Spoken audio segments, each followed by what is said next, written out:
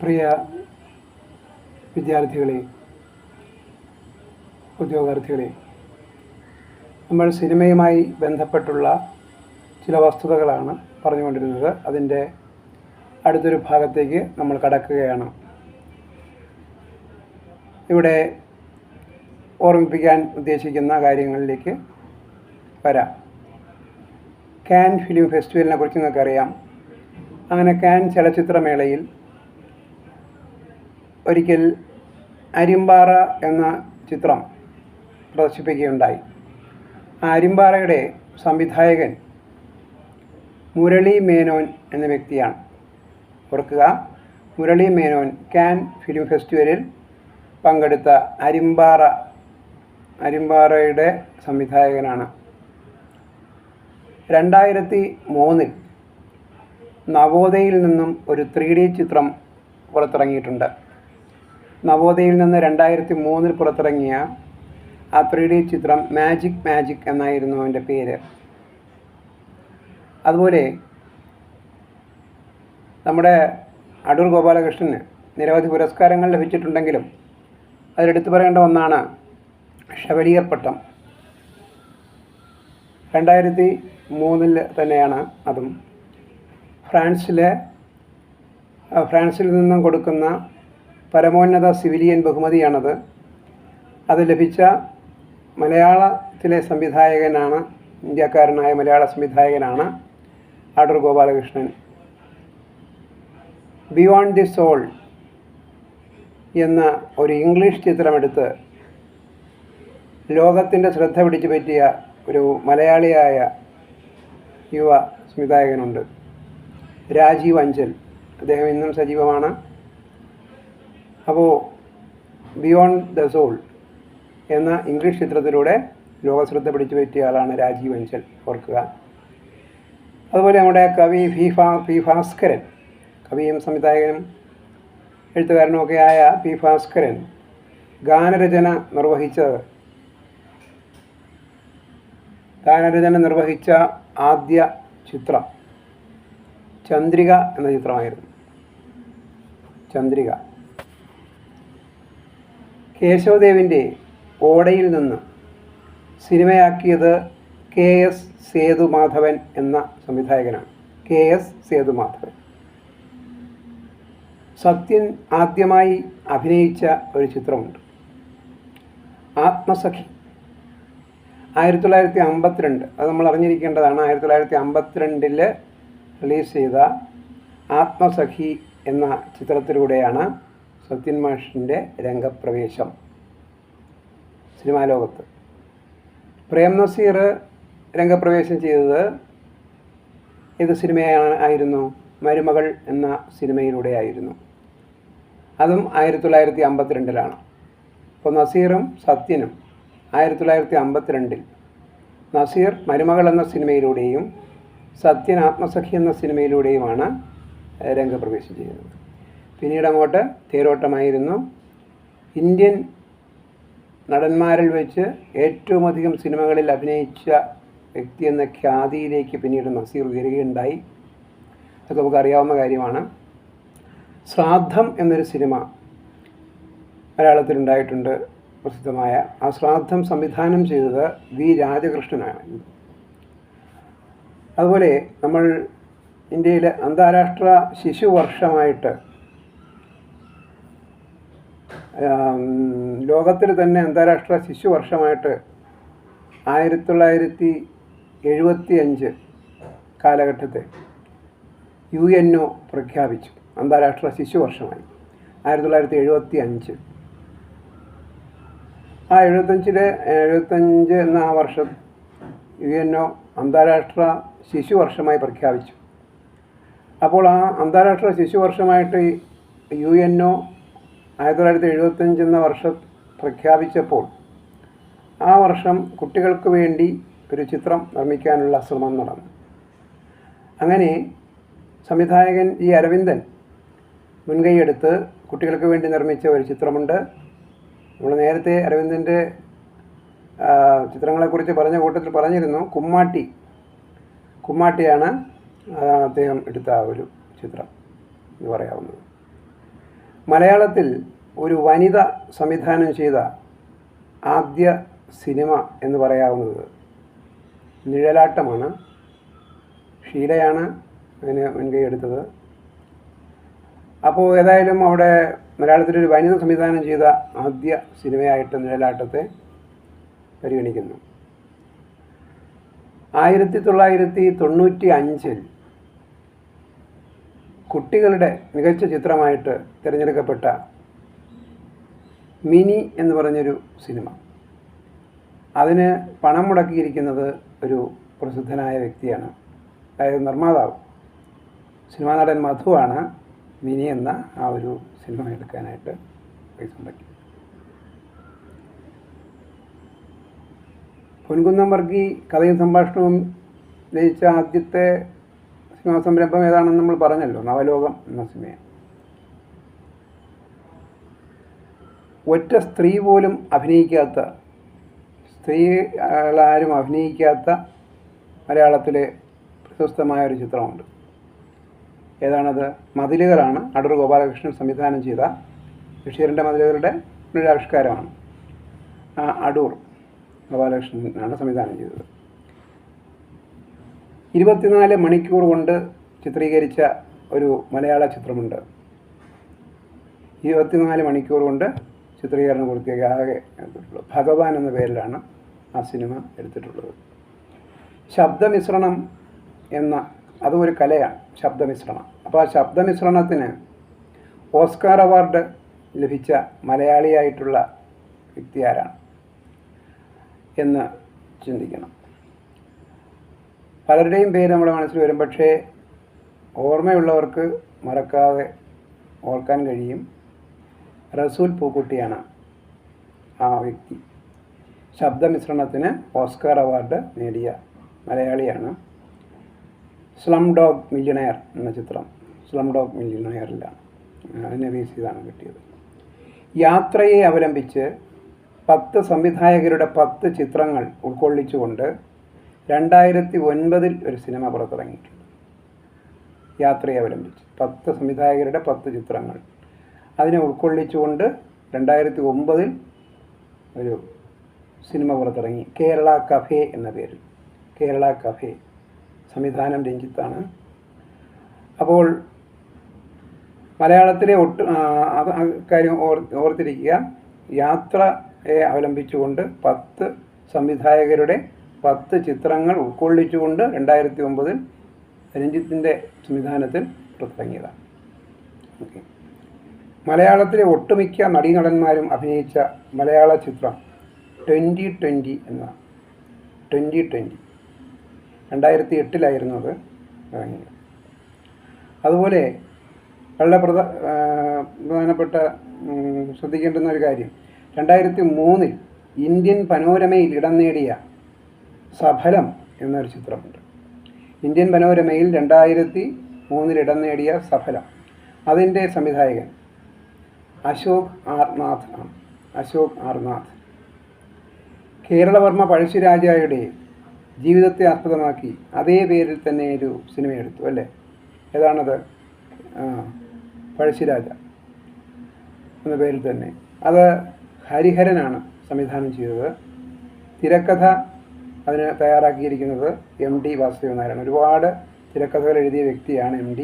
തിരക്കഥയും സംവിധാനവും, കഥ, തിരക്കഥ, സംവിധാനം, സംഭാഷണം തുടങ്ങിയിട്ടുള്ള എല്ലാ കാര്യങ്ങളും ഒരുമിച്ച് നിർവഹിക്കുകയും ചെയ്തിട്ടുണ്ട് MD യുടെ 2ാം ഊഴം ഇപ്പോഴും പെൻഡിങ്ങിലാണ്.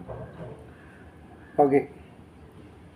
സിനിമയിൽ ഏറ്റവും ഉയരം കുറഞ്ഞ നായകൻ എന്ന ഖ്യാതി ആർക്കായിരുന്നു? നിങ്ങൾക്കെല്ലാവർക്കും ഇപ്പം തന്നെ മനസ്സിൽ ആളിൻ്റെ മുഖം വന്ന് കാണും. അജയകുമാറാണ്. അജയകുമാർ എന്ന് പറഞ്ഞാൽ എല്ലാവർക്കും ബോധ്യമാകുമല്ലോ അല്ലേ? അജയകുമാർ അഥവാ ഗിന്നസ് പക്രു, ഉണ്ടപ്പക്രു എന്ന് വിളിപ്പേരുള്ള ഗിന്നസ് പക്രു. അദ്ദേഹമാണ് സിനിമയിലെ ഏറ്റവും ഉയരം കുറഞ്ഞ നായകൻ എന്ന നിലയിൽ പ്രസിദ്ധനായത്. ഗിന്നസ് ബുക്കിൽ ഇടം നേടിയ മലയാളി താരം, ഉയരം കുറഞ്ഞ നായകൻ എന്നുള്ള ആ ഒരു പേര്, അദ്ദേഹത്തിൻ്റെ ആ ഒരു പേരിനെ വെല്ലാൻ ആരും ഉണ്ടായിട്ടില്ല. പഴശ്ശിരാജ എന്ന സിനിമയിൽ എടച്ചേന കുങ്കൻ എന്നൊരു കഥാപാത്രമുണ്ട്. ആ കഥാപാത്രത്തെ അവതരിപ്പിച്ചത് തമിഴ് നടനായ ശരത് കുമാർ.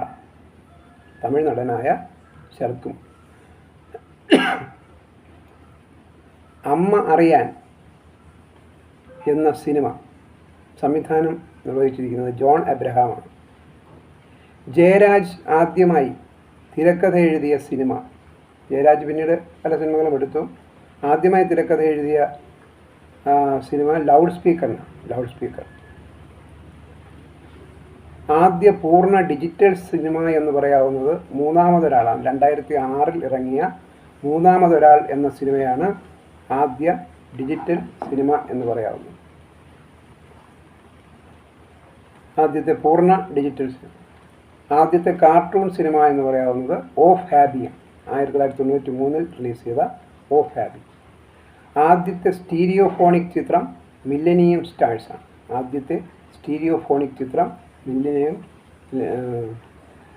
സ്റ്റാഴ്സാണ്.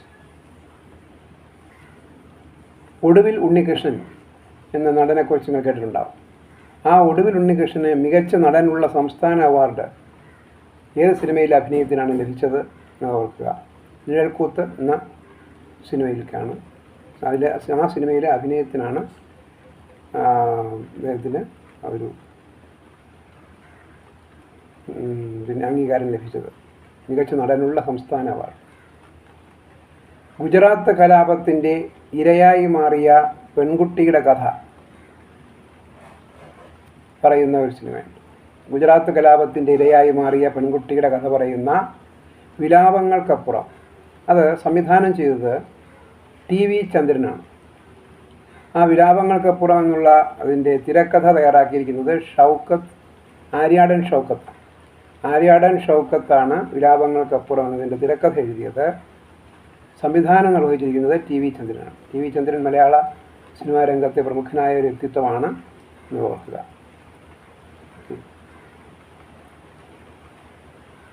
ദേശീയ തലത്തിൽ ശ്രദ്ധിക്കപ്പെട്ട ഭവം എന്ന സിനിമയ്ക്ക് സംവിധാനം ഒരുക്കിയത് സതീഷ് മേനോൻ ആയിരുന്നു. ആദ്യത്തെ സ്പോൺസേഡ് സിനിമ എന്ന് പറയാവുന്നത് മകൾക്ക് എന്ന പേരിൽ റിലീസ് ചെയ്ത സിനിമയാണ്. JC ഡാനിയലിൻ്റെ സ്മരണാർത്ഥം അവാർഡ് ഏർപ്പെടുത്തിയിട്ടുണ്ട്. അങ്ങനെ ഏർപ്പെടുത്തിയ അവാർഡിൽ ആദ്യമായിട്ട് JC ഡാനിയൽ ബഹുമതി കിട്ടിയത് TE വാസുദേവനാണ്. 1992 TE വാസുദേവന് അവാർഡ് കിട്ടുന്നത്. ഏറ്റവും കൂടുതൽ അവാർഡ് നേടിയ സിനിമ നമ്മൾ കഴിഞ്ഞ ക്ലാസ്സിൽ പറഞ്ഞതാണ്, പിറവിയാണ്, ഷാജി N കരുണിൻ്റെ. മലയാള സിനിമയുടെ ഗതി മാറ്റിമറിച്ച നീലക്കുയിൽ 1954 റിലീസാവുന്നു. അതിൻ്റെ തിരക്കഥ എഴുതിയത് പ്രസിദ്ധനായ ഒരു സാഹിത്യകാരനാണ്. ആരാണ് ആ സാഹിത്യകാരൻ?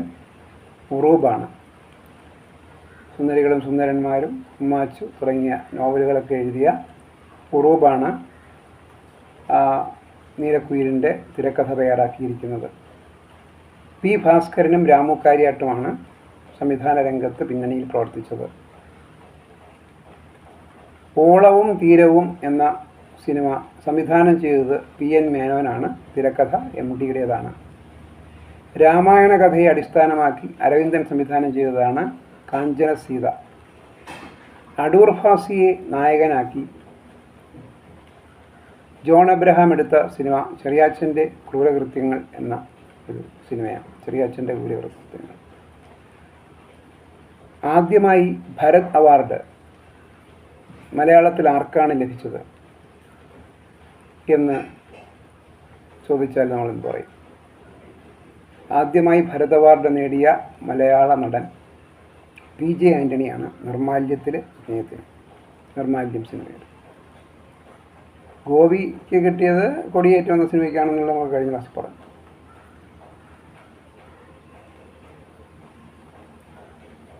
ആദ്യമായി JC ഡാനിയൽ പുരസ്കാരം നേടിയത് TE വാസുദേവനാണ് എന്ന് ഓർക്കുക.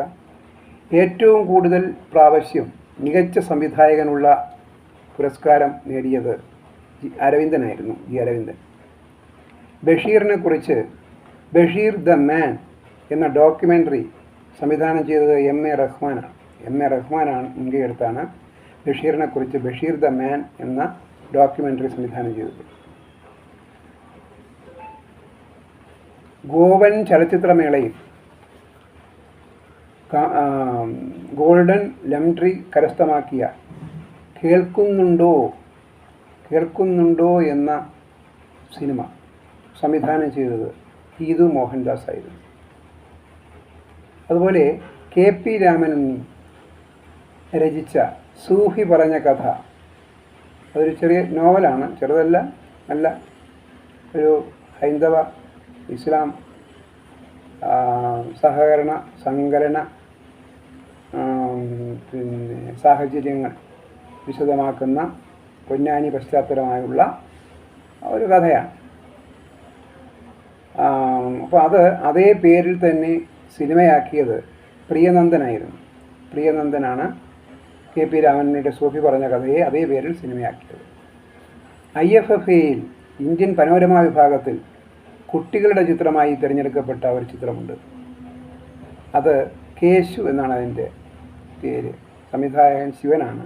ശിവൻ സംവിധാനം ചെയ്ത കേശുവാണ് IFFAയിൽ ഇന്ത്യൻ പനോരമ വിഭാഗത്തിൽ കുട്ടികളുടെ ചിത്രമായി തിരഞ്ഞെടുക്കപ്പെട്ടത്.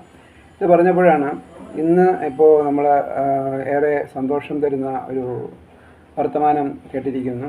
ഫിലിം ക്രിട്ടിക്സ് അവാർഡ് 2024 കൊടുക്കുന്ന, കഴിഞ്ഞ വർഷത്തെ 2023 അവസാനം ഒക്കെ ഉള്ള ചിത്രങ്ങളിലൂടെ പരിഗണിച്ചുകൊണ്ട് കൊടുക്കുന്ന ഫിലിം ക്രിട്ടിക്സ് അവാർഡ് നമുക്ക് ഇപ്പോൾ കിട്ടിയിരിക്കുന്നത് മികച്ച നടൻ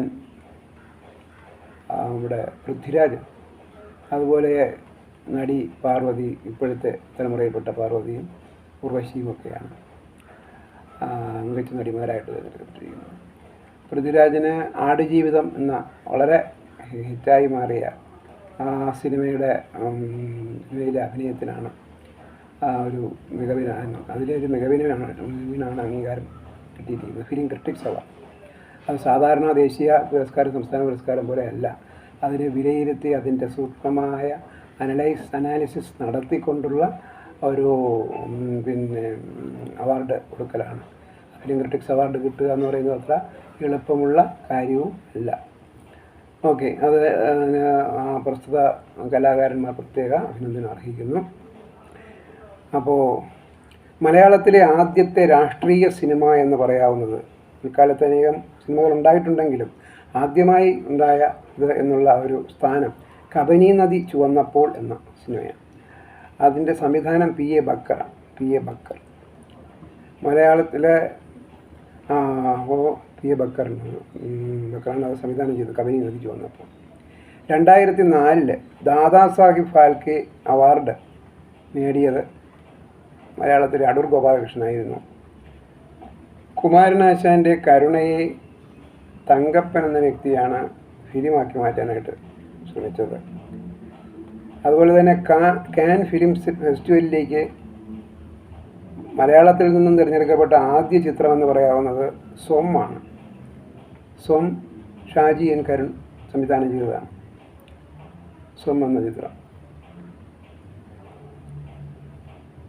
രാഷ്ട്രപതിയുടെ സ്വർണ്ണ മെഡൽ നേടിയ മലയാള ചിത്രം 1965 ചെമ്മീനാണ് കരസ്ഥമാക്കിയതെന്നും അത് രാമു കാര്യായിട്ടാണ് സംവിധാനം ചെയ്തതെന്നും നമുക്കറിയാം. എന്നാൽ രാഷ്ട്രപതിയുടെ സ്വർണ്ണ മെഡൽ വീണ്ടും മലയാളത്തെ തേടി വന്നു. അത് ഏത് വർഷമാണ്? 1973. വെള്ളി മെഡലല്ല, സ്വർണ്ണ മെഡൽ തന്നെ രണ്ടാമത് വീണ്ടും ലഭിച്ചത് നിർമാല്യം എന്ന സിനിമയ്ക്കാണ്. ആദ്യം ലഭിച്ചത് 65 ചെമ്മീനാണെങ്കിൽ രണ്ടാമത് 73 നിർമാല്യത്തിനാണ്. അപ്പോൾ അത് ഓർത്തിരിക്കുക. മികച്ച തിരക്കഥയ്ക്കുള്ള ദേശീയ അവാർഡ് ലഭിച്ച ആദ്യ മലയാളി എന്നറിയപ്പെടുന്നത് എസ്.എൽ. പുരം സദാനന്ദനാണ്. അതുപോലെ ഗാനരചനയ്ക്ക് ദേശീയ അവാർഡ് ആദ്യമായിട്ട് വയലാറിന് ലഭിക്കുന്നത് 1972 അത് അച്ഛനും ബാപ്പയും എന്ന സിനിമയ്ക്ക് വേണ്ടിയിട്ടുള്ള ഗാനങ്ങൾ എഴുതിയതിനാണ് ആ അവാർഡ് ലഭിച്ചത്. തമ്പ് എന്നൊരു ചിത്രം ഉണ്ട്, പുസ്തകമാണ്, നിങ്ങൾക്കറിയാമായിരിക്കാം. തമ്പ് എന്ന ചിത്രത്തിലെ ഛായാഗ്രഹണത്തിന് മികച്ച ഛായാഗ്രഹണത്തിനുള്ള അവാർഡ് ലഭിച്ചു. അത് നിർവഹിച്ചത് ഷാജി എൻ കരുണായിരുന്നു അന്ന്. അപ്പോൾ തമ്പ് എന്ന ചിത്രത്തിലെ മികച്ച ഛായാഗ്രഹണം അത് 1978-ലാണ്, 1978.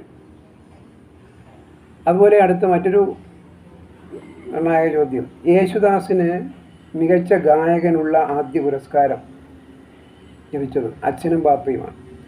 നേരത്തെ അച്ഛനും പാപ്പയും വന്നു വയലാറിന് ഗാനരചനയ്ക്കുള്ള ദേശീയ അവാർഡ് ലഭിച്ചത്. അതുപോലെ യേശുദാസിന് ആദ്യമായി മികച്ച ഗായകനുള്ള ദേശീയ അവാർഡ് ലഭിച്ചതും ഈ അച്ഛനും പാപ്പയും എന്ന സിനിമയ്ക്കാണ് 1972. ഓക്കെ, മികച്ച ഗായകനുള്ള ദേശീയ അവാർഡ് യേശുദാസിന് മറ്റു ചില ചിത്രങ്ങളുടെ പ്രകടനത്തിനും ലഭിച്ചു. ചിത്ചോർ എന്ന ഹിന്ദി സിനിമ 1976 ഇറങ്ങിയ ചിത്ചോറിന്, മേഘസന്ദേശം എന്ന തെലുങ്ക് സിനിമയ്ക്ക്, അതിൽ രണ്ടിലും പാടിയ ഇതിനും ദേശീയ തലത്തിൽ അംഗീകാരം ലഭിച്ചു. മലയാള സിനിമയ്ക്ക് നൽകുന്ന സമഗ്ര സംഭാവനകൾക്ക് സംസ്ഥാന സർക്കാർ ഒരു പുരസ്കാരം ഏർപ്പെടുത്തിയിട്ടുണ്ട്. അത് ഏതാണെന്ന് ചോദിച്ചാൽ അത് JC ഡാനിയൽ പുരസ്കാരമാണ്. അതാണ് ഏറ്റവും മികച്ച സമഗ്ര സംഭാവന പുരസ്കാരം. മറ്റു പല സംഘടനകളും അത്തരത്തിലൊക്കെ സമഗ്ര സംഭാവനയെന്നും പറഞ്ഞ് കൊടുക്കുന്നുണ്ട്. പ്രഥമ ഹ്രസ്വചിത്രത്തിനുള്ള ദേശീയ പുരസ്കാരം ലഭിച്ചത് ആർക്ക്? ഏത് ചിത്രം? An encounter with life living Vinu Abraham നിർമ്മാണം നിർവഹിച്ച ചിത്രമാണ് അത്. ഓക്കെ, ബ്ലസ്സി സംവിധാനം ചെയ്ത ഒരു സിനിമയായിരുന്നു തന്മാത്ര. അവർക്കൊന്നുണ്ടാകും, മോഹൻലാൽ മറവിയുടെ കഥ വിഷയമാക്കുന്നതാണ്. ബ്ലസ്സിയുടെ തന്മാത്രയ്ക്ക് ആധാരമായിട്ടൊരു ചെറുകഥയുണ്ട്. അത് എഴുതിയത് പത്മരാജനാണ്. പത്മരാജൻ്റെ ഓർമ്മ എന്ന ചെറുകഥ. അപ്പോൾ പത്മരാജൻ്റെ ഓർമ്മ എന്ന ചെറുകഥയെ ആസ്പദമാക്കിയാണ് പിന്നീട് തിരക്കഥ എഴുതി അതിനെ സിനിമയിലേക്ക് കൊണ്ടുവന്നത്. സംവിധാനം ചെയ്തത് ബ്ലസ്സി ആയിരുന്നു. തന്മാത്ര എന്ന പേരിലാണ് ആ ഓർമ്മ എന്ന കഥ സിനിമയായത്. ഓക്കെ, പശ്ചാത്തല സംഗീതം പൂർണ്ണമായും ഒഴിവാക്കിക്കൊണ്ട് നിർമ്മിച്ച മലയാളത്തിലെ സിനിമ എന്ന് പറയാവുന്നത് കൊടിയേറ്റമാണ്. കൊടിയേറ്റത്തിൽ സംഭാഷണ വേളയിലാണെങ്കിലും ശരി തന്നെ, മറ്റവസരങ്ങളിലാണെങ്കിലും ശരി തന്നെ, വെറുതെ ഒരു ബാക്ക്ഗ്രൗണ്ട് സൗണ്ട് കൊടുക്കാറില്ല. മറ്റത് ചിലപ്പോൾ ചില സംസാരത്തിൻ്റെ ആ ഒരു സന്ദർഭത്തിന് അനുസരിച്ചുള്ള സൗണ്ട് കൊടുക്കും പശ്ചാത്തലത്തിൽ. അത്തരത്തിലുള്ള ശബ്ദ വിധാനമില്ലാത്ത ഒരു സിനിമയാണ്. പിന്നെ പക്ഷേ സംഭാഷണമുണ്ട്. ആ സംഭാഷണങ്ങളിൽ നമുക്ക് കേൾക്കാം, ആശയം മനസ്സിലാകുന്നുണ്ട്, കഥ മനസ്സിലാകുന്നുണ്ട്. പക്ഷേ പശ്ചാത്തല സംഗീതം ഇല്ല, പൂർണ്ണമായും ഒഴിവാക്കിയിട്ടുണ്ട്. അറ്റ്ലാന്റയിൽ നടന്ന 100 വർഷത്തെ ലോക സിനിമാ പ്രദർശനത്തിലേക്ക് തിരഞ്ഞെടുക്കപ്പെട്ട ഒരു മലയാള ചലച്ചിത്രമുണ്ട്. അറ്റ്ലാന്റയിൽ നടന്ന 100 വർഷത്തെ ലോക സിനിമാ പ്രദർശനത്തിലേക്ക് വേണ്ടി തിരഞ്ഞെടുക്കപ്പെട്ട മലയാള ചലച്ചിത്രമാണ് എലിപ്പത്തായം. അടൂർ ഗോപാലകൃഷ്ണൻ സംവിധാനം ചെയ്ത എലിപ്പത്തായം. അതുപോലെ വാസ്തുഹാര എന്ന പേരിലൊരു സിനിമയുണ്ട്, വാസ്തുഹാര. ഈ വാസ്തുഹാര എന്ന സിനിമയ്ക്ക് ആധാരമായ അതേ പേരിലൊരു കഥയുണ്ട്. ആ കഥ എഴുതിയത് ആരാണ് എന്നുള്ളത് ഓർക്കുക, CV ശ്രീരാമനാണ്. കഥാകാരനാണ് അദ്ദേഹം, CV ശ്രീരാമൻ. അതുപോലെ വയലാറും ദേവരാജനും ഒരുമിച്ച് പ്രവർത്തിച്ച ചിത്രം ചതുരംഗമാണ്. ചതുരംഗം എന്ന ചിത്രത്തിൻ്റെ പിന്നണിയിൽ ഈ രണ്ടുപേരും, വയലാറും ദേവരാജൻ മാഷും ഒരുമിച്ച് പ്രവർത്തിച്ചിട്ടുണ്ട്. ചാപ്പ എന്ന സിനിമ എടുത്തത് PA ബക്കറാണ് എന്നുള്ള കാര്യം ഓർക്കുക. മാധ്യമ വിദഗ്ധൻ ആയ ശശികുമാറിൻ്റെ കായാത്തരൻ എന്ന ചിത്രം ഏത് കഥയെ ആസ്പദമാക്കിയാണ്? ഇത് നമ്മൾ മുമ്പ് ഉള്ള ക്ലാസ്സിൽ പറഞ്ഞതാണ്. NS മാധവൻ്റെ വൻമരങ്ങൾ വീഴുമ്പോൾ. ഓക്കെ, അപ്പോൾ ഇന്നത്തേക്ക് നമുക്ക് തൽക്കാലം നിർത്താം. അടുത്ത ക്ലാസ്സിലെ കൂടുതൽ സിനിമയുടെ സാങ്കേതികമായിട്ടുള്ളതും ഇല്ലാത്തതുമായിട്ടുള്ള ചരിത്രപരവുമൊക്കെ ആയിട്ടുള്ള വിശേഷങ്ങളും വിഷയങ്ങളുമായി വീണ്ടും കാണാം. Thank you.